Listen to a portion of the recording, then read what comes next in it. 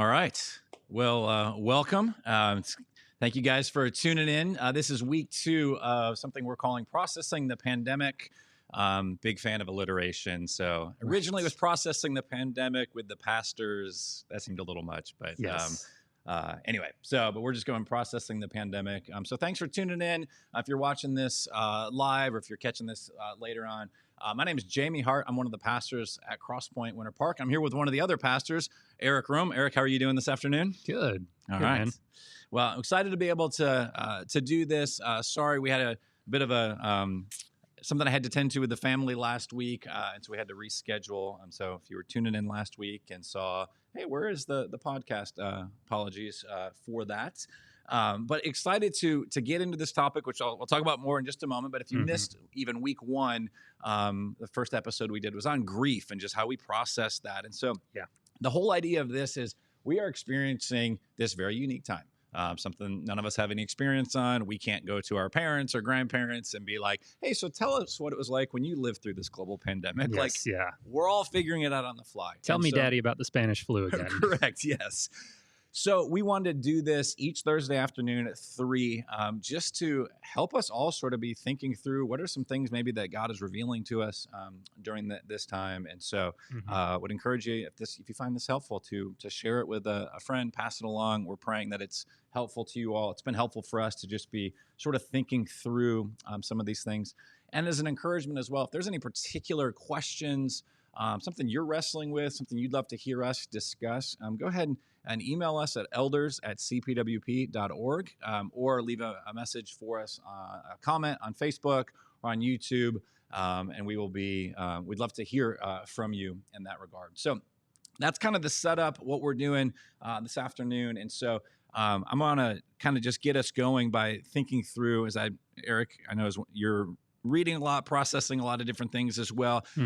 There's some things that just it's maybe causing us to reflect on just sort of different rhythms and habits and patterns. And so what are some of the things maybe you're seeing just kind of out there in the culture, but also even things you're experiencing personally, and how can we be processing this whole thing? Yeah, no, I was reading something a couple weeks ago on Gregory the Great. He was a bishop in Rome in the 6th century, and how he approached plagues. He was bishop for 14 years during that time, and there were multiple plagues that went through the city of Rome during that time. And Gregory had, I think, an interesting outlook on them in that he saw plagues as this time where God was, in part, one of the things he was doing through the plagues was using them to unveil what was already present kind of in, whether that was in society, in more just the church, in you individually. Right. And would reveal things that were maybe kind of hidden before.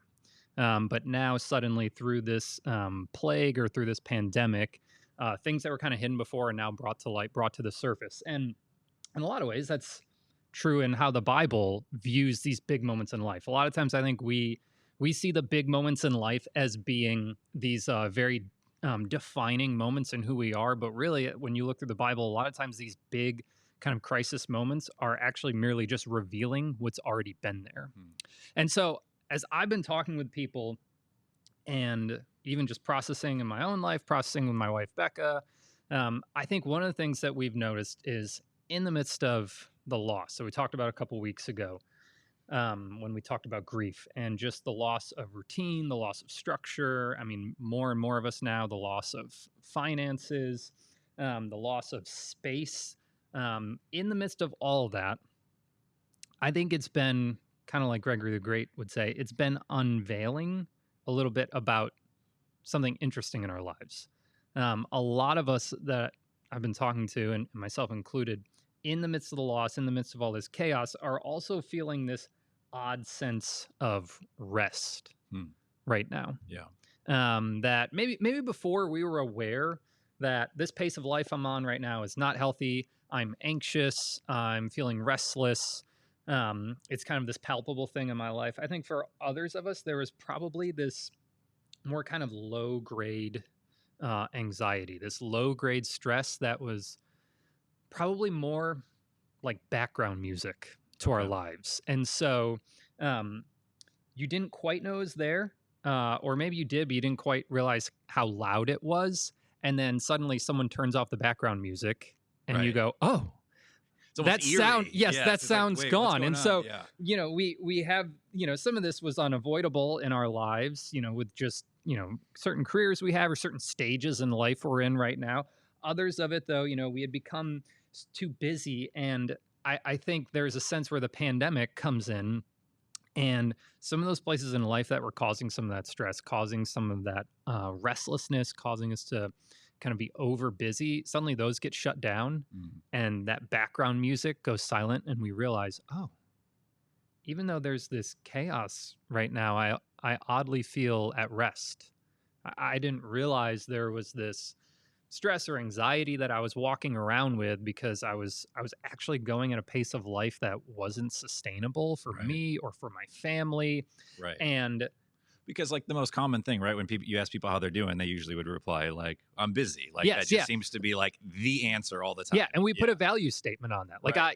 when we used to get to meet on Sundays and people would ask me, "Oh, how was your week?" I would feel insecure as a pastor if I couldn't say, "Oh, it was busy." Right. I don't want to say crazy busy, so then Right. people think like, "Oh, Eric's got this unhealthy work rest balance." Right. But at the same time, I don't want to be like, it wasn't that bad. And they Just think, enough to show that we're pretty important in the yes, world. yeah. People Yes. think, well, what is he doing in his office Right. all day? So there's this sense where the pandemic comes, and suddenly a lot of the things we were having to do, a lot of them good things, most of them good things, are shut down. And this background music of anxiety and stress from going at a pace in life that was unsustainable for a lot of us, suddenly that background music is gone, Mm. and we feel this calm and this peace. And so what I think is important is to ask ourselves, why were we that busy? Um, and like I said, some of it is stage of life.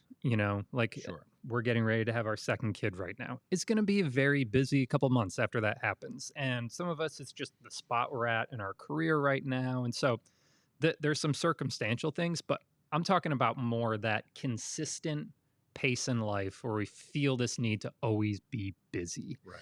And I think if we want to answer that question, what's helpful is probably first looking at, what is it that drives us as people? What is it that motivates us? Um, for probably like the last 500 years in Western society, we think what drives us is our thoughts. It's our rational thoughts. It's our brain. That's the thing, that's the engine that's driving us Mm. forward. But a lot of us know that that's not entirely true. The way the Bible describes it is that what we're motivated by in life, what drives us, is our hearts, Right.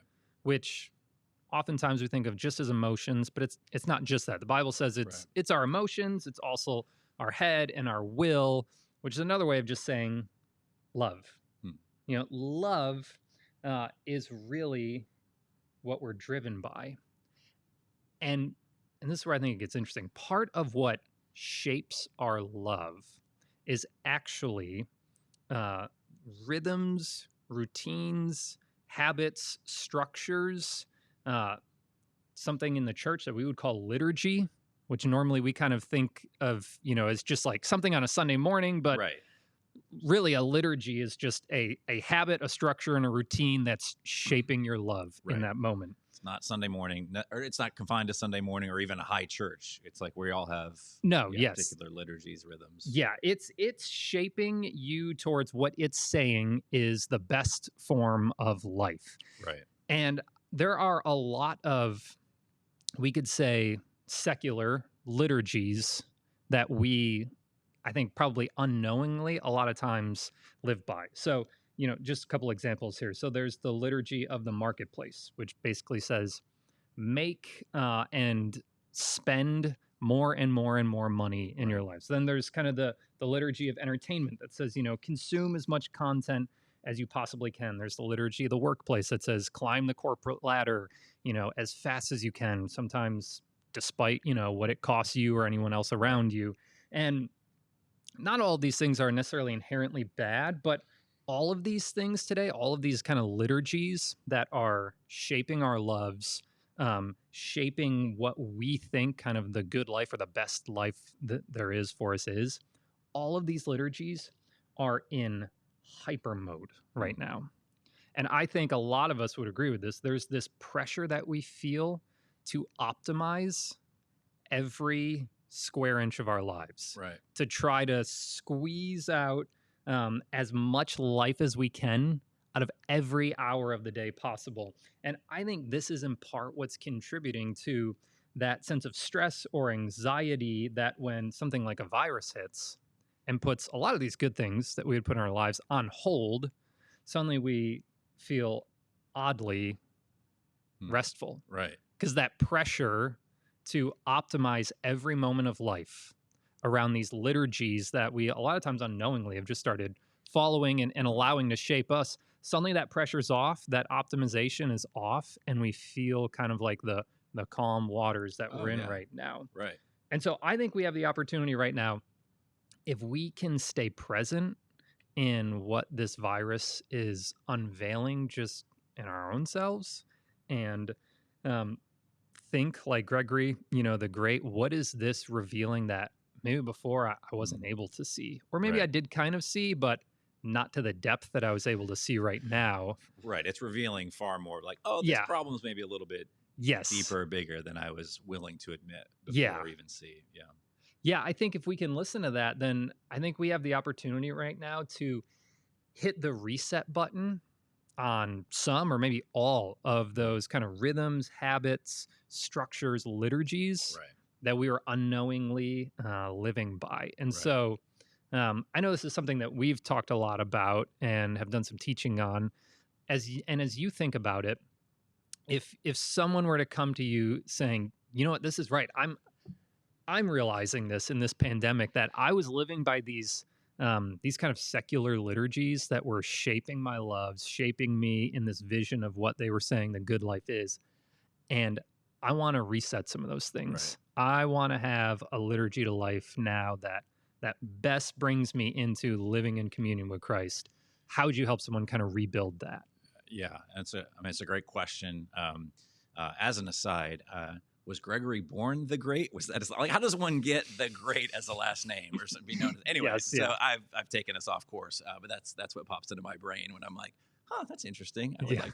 We are here with Eric the Great, but anyway, okay. So and who is the other Gregory at that time? That was like, why is he the Great? Yeah, exactly. But so a couple things. What I want to share just for a couple of minutes. I want to make sure too, I put, these are in the category always, I feel like, of aspirational. So I'm not here with a microphone getting to be on this podcast, or Eric isn't, because like, oh, we've got this figured out. Come follow us. We've got this completely, everything's on point. Yeah, no, definitely not. Oh my goodness. Like, it's so many things that were, prior to this, I wouldn't have said all these things are on point. And even in this, there's been some things that I've been like, I got to be careful even to take this list I'm about to share and not think through the lens of just optimizing, like almost this undue pressure, even of like, oh, my rhythms have changed. I got to come out on the other side like just this radically transformed person, because that even can, oh my gosh, that can be exhausting as well when we're dealing with all this underlying grief and stuff. But one of the things, and maybe this will resonate with some folks, I've never done this. I don't have the discipline to do it, but I've heard people, have some friends and family members who've done particular like kind of health cleanses, right? And so you've got the Whole30 and those sort of things. And so, I'm no expert on those things, but my limited understanding is this, is like, there's this kind of removal of a bunch of things, and you do that for a period of time. And so maybe a way to think about this is like, we're kind of in that time right now. And then my understanding is eventually, maybe after the 30 days have passed or whatever, you start adding some things back into your diet, but you also pay attention to like, oh, what makes me feel good? What are things that are healthy, contributing to like what I would actually maybe want in life? And what are some things like, oh, that entered back into my diet. And it's like, oh, like, no, I need to pay more attention to make sure that thing is limited.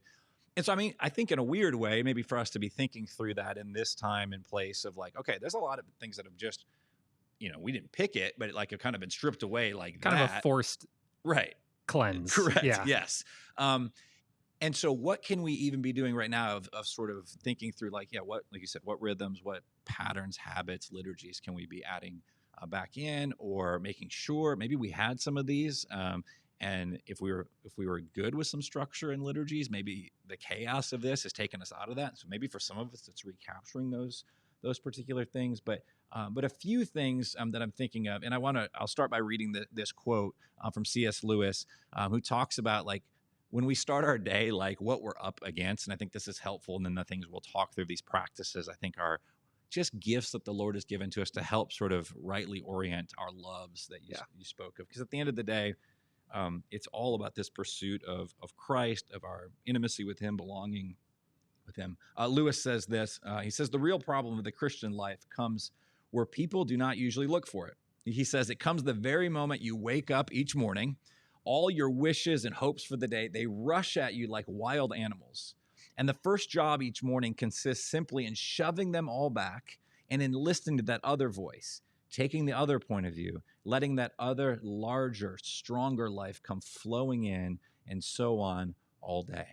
And so I think that's a helpful thing of, man, we can be just flooded, particularly as you talked about pre-pandemic, when it's just like we wake up and it's just we're going.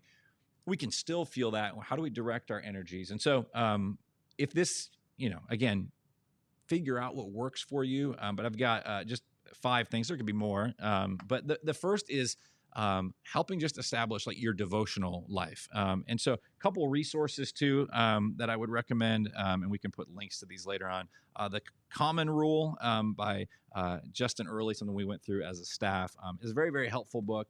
And I've also really appreciated this book by Tish Harrison Warren called Liturgy of the Ordinary. I know a number of folks here at Crosspoint have read this.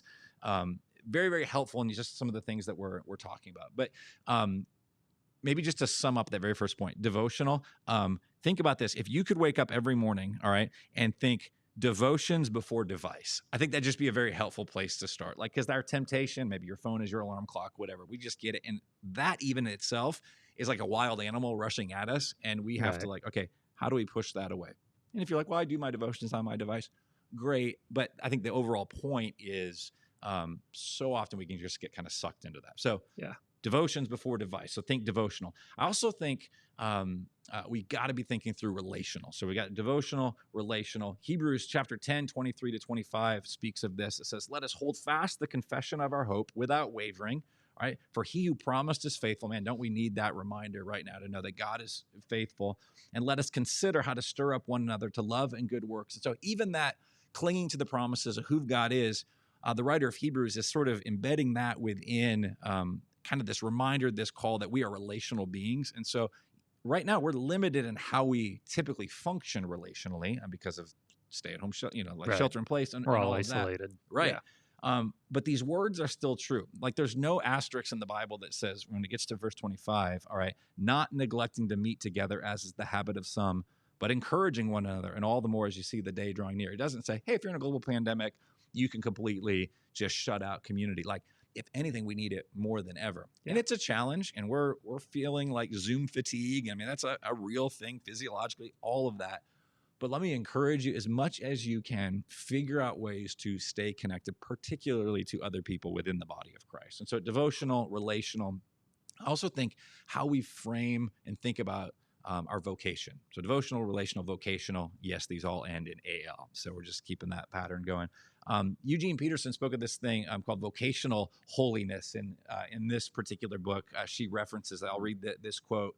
She says, the idea is that we are sanctified or made holy, not in the abstract, but through our concrete vocation. Christian holiness is not a free-floating goodness removed from the world, a few feet above the ground. It is specific. And so I think in this, just whatever your roles, responsibilities are, things you get paid for, things that you don't, there's an opportunity, as 1 Corinthians 15:58 says, therefore, my beloved brothers and sisters, be steadfast, immovable, always abounding in the work of the Lord, knowing that in the Lord your labor is not in vain. And our work feels very different right now. Everybody's adjusting. Everybody's trying to figure it out. But if we could use this time to sort of reframe, like, I do my work under the Lord. You talked a moment ago of so often it's this achievement. That's a story or a narrative we live according to. And achievement's not bad. But when it drives us, no wonder there's a cultural sort of exhaustion. Like, I got to prove.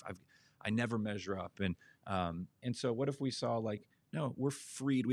we work from a place of rest and acceptance in the gospel.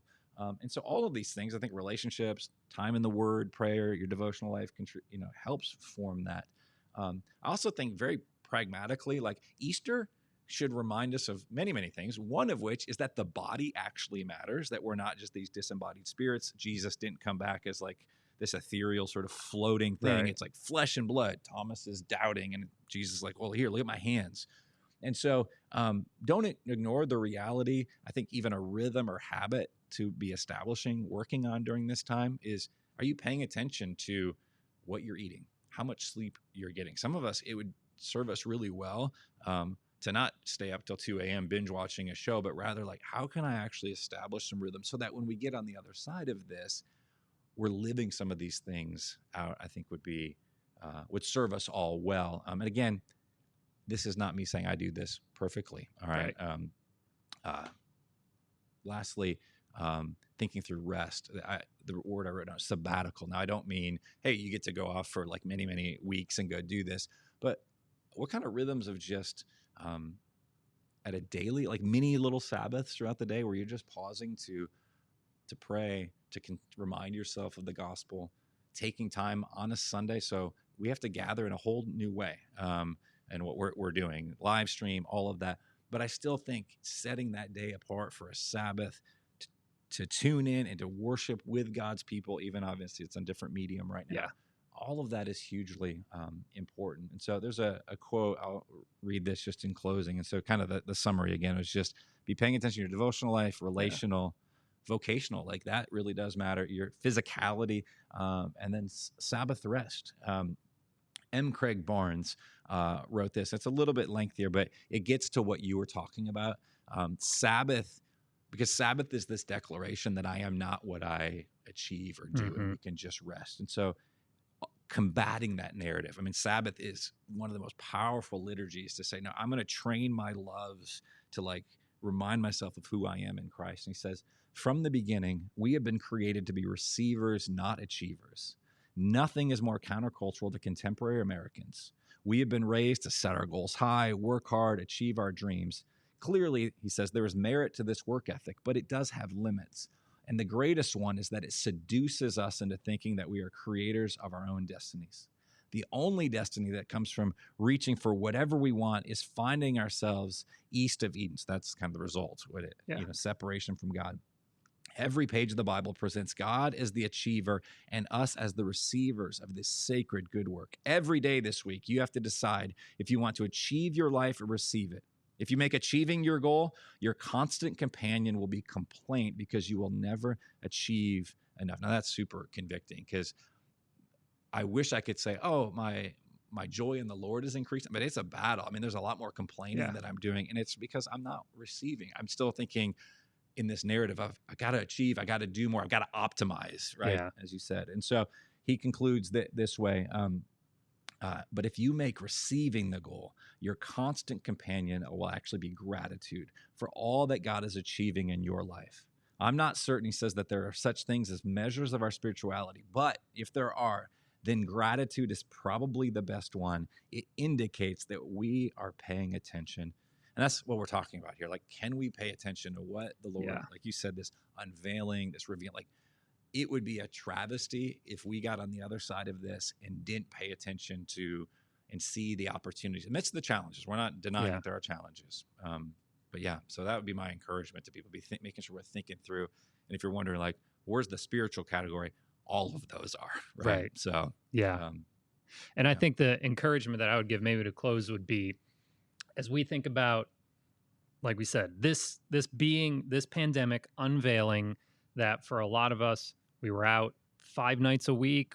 We weren't present with our families. We were not present with ourselves, not present with our spouse, not present with our roommates. We were going at this pace that was unrealistic and unsustainable. And so those things are kind of stripped away and we have this kind of odd rest. And so now we can build back up this liturgy where our devotional life, our relational life, our vocational life, our physical life, that kind of stuff. And then our sabbatical, just rest. All 5 of these things we can view as being done in communion with Christ, bringing us into a closer connection with Jesus Christ.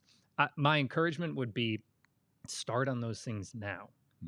Even though what we're living in right now is not going to be this isn't going to be our experience forever. Right. Eventually this will change. Eventually some of the Are you social sure? distancing, eventually, hopefully some of the social Right. distancing is going to loosen up. We're going to be able to go back, some of us, to our jobs. Kids eventually will, probably be going back to school. But my advice would be take the stuff that you were talking about right now, Jamie, and put it into place now. Because even as we sit in isolation, we can maybe view this as, well, this is kind of like a neutral space. But the reality is, we've still got things that are trying to create a liturgy for your life. So you got Netflix that's trying to create this liturgy of ambivalence, which is, once you're done with work or watching the kids for the day or whatever, just spend hours watching TV, which I'm not anti that, but it's don't be present with yourself. Don't be present with people around you. Don't be present with Christ. Just check out and, rewatch through Parks and Rec, the whole series in 3 days. But then you've also got, similar what you talked about, you got your news apps that are, I think early on, we're trying to shape us in this liturgy of anxiety. Now, probably trying to shape us in this liturgy of anger. Depending on where you fall on all the political rifts that are happening right now and who you want to blame and be mad at and all of this.